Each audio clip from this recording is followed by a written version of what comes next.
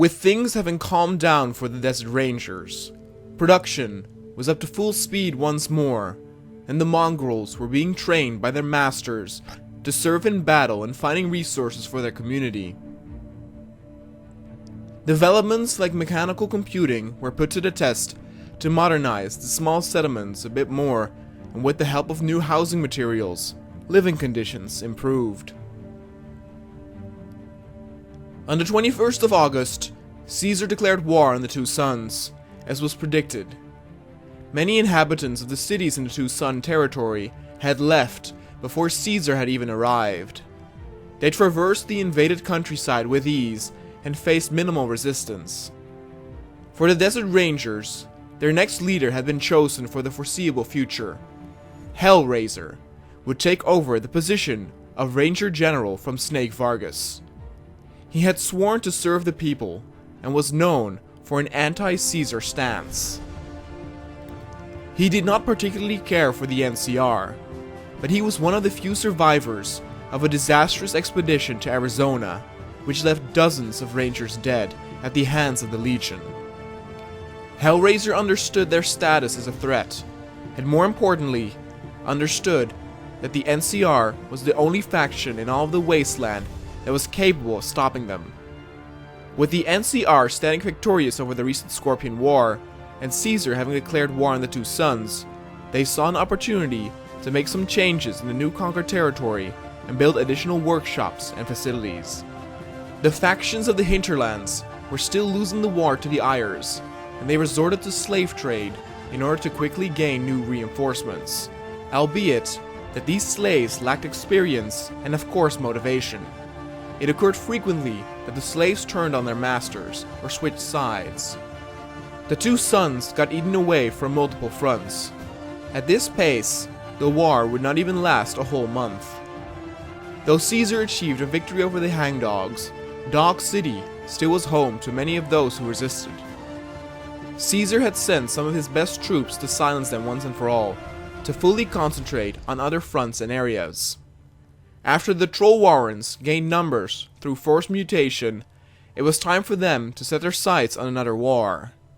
They sought to battle with the Bone Pickers to the west, and Camel Station to the east. By the 17th of September, Caesar had won his war over the Two Suns.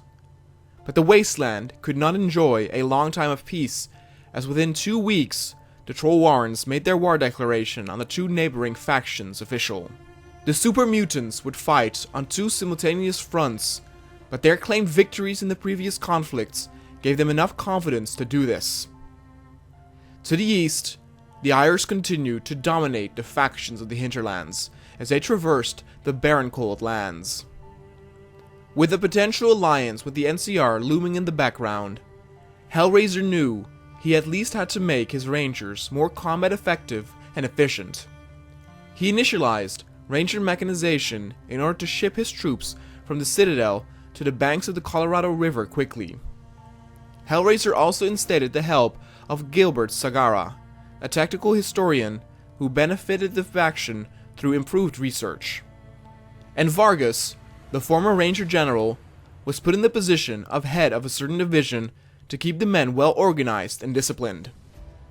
With Caesar now standing victorious over the war with the Cowboy Country and the Two Suns, he initiated a short time of rest for his troops to recover.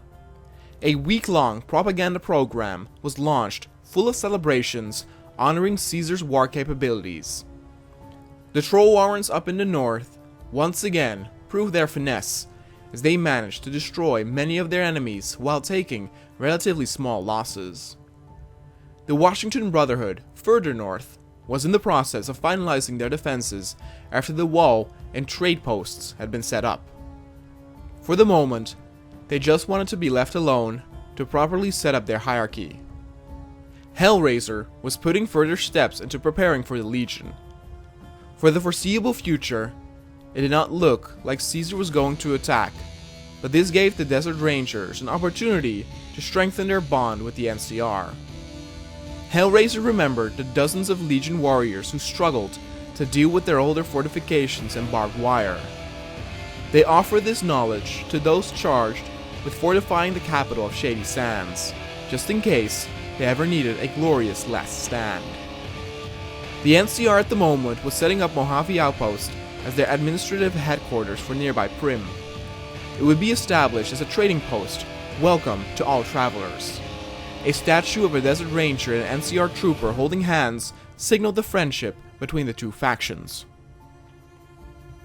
The Ayers, that were making great headway in the battle with the Hinterlands factions, were doing this in the name of science. Currently, they were in the process of implementing methods to manufacture robots more effectively and cheap. Their robot army would not be slowed down by the blistering cold, unlike humans.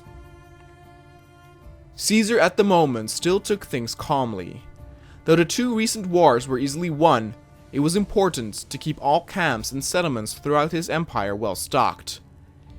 He made sure everyone had what they required before more warmongering commenced. With war on the horizon and the NCR increasing their defenses in Shady Sands, it was only fitting for the Desert Rangers to also think about setting up defensive choke points and forts. Pierre Wigfall, a fortification engineer, was put to the task to oversee the creation of land forts throughout the desert. The Mojave wasteland near the outpost was infested with the so-called Mojave Raiders who terrorized the small area they controlled. In order for the roads to be safe for travelers and traders, the NCR prepared for a short and quick war with these pesky raiders. At the same time, the Desert Rangers had a problem that they had no one left to recruit in their own region. Their army stood about 4,000 strong, but that was not enough to defend it from the Legion. Hellraiser's near-constant radio broadcastings about the dangers of the Legion and the threat it posed to the people of California had caused NCR citizens in their thousands to travel north in an attempt to join the Desert Rangers fighting force. This made Hellraiser's army almost 7,000 men strong. As further steps were taken by the Desert Rangers to advance and improve their computer machine, the Ayers made a deal with the Hinterlands on giving them a ton of equipment and access to bunkers and facilities of the old world in return of their old land borders. The Ayers were out for scientific improvement, not territory expansion. This therefore was a bargain in their eyes. The Troll Warren conflict was the only war left in the wasteland. The super mutants spread fear in the hearts of their opponent as they spread through their lands like a cancer. Though the Desert Rangers did not use robotics that much, mostly for farming purposes, Hellraiser authorized the build of a few models to be added to the army. In his mind, these were combat-capable soldiers who had no mouths to feed, making them more efficient. Caesar at the moment chose one of his centurions, Gaius Magnus, to become his trusted general in battle. Gaius Magnus had made quite the name for himself amongst the Wastelanders. Besides his machete, his minigun that he always carried into battle instilled fear wherever he was seen. On the last day of March, the Troll Warrens achieved victory over Kemmel Station to the east and could now focus entirely on the enemies at the opposite front. And halfway through April, the NCR got their wanted war with the Mojave Raiders to secure the area around the outpost. Word also went public that the Grand Tribes, a minor faction, declared war on the High Chapels, another minor faction bordering on their east. The two warring factions were located to the north of the Mojave Wasteland. Grand Tribe leader Quick Yao stood by the reason for the war being plans by High Chapel leader Father Michael to build a wall at their borders. With the clock ticking, Hellraiser initiated a training program for some of his elite troops to survive on their own on the wasteland. They were dropped near dangerous locations, some even including Deathclaw territories, and would have to be on their own for 3 to 4 weeks. The NCR war against the Raiders went smoothly. It was not as easy as with the Bandits, but also not as fierce as with the Scorpions. Within the war against the Raiders, but also during the battles fought prior, one particular soldier was groomed under the name Hero of the Mojave. Aaron Kimball made quite the name for himself, as he was present at the front line during the last 3 wars. The NCR officials saw the potential in his presence working as a stimulus for other troops and often boasted about him to keep spirits high. Kimball loved the attention and expressed interest in a political career once he would retire from the military. And so, as the NCR had claimed another victory, Aaron Kimball's popularity rose once more.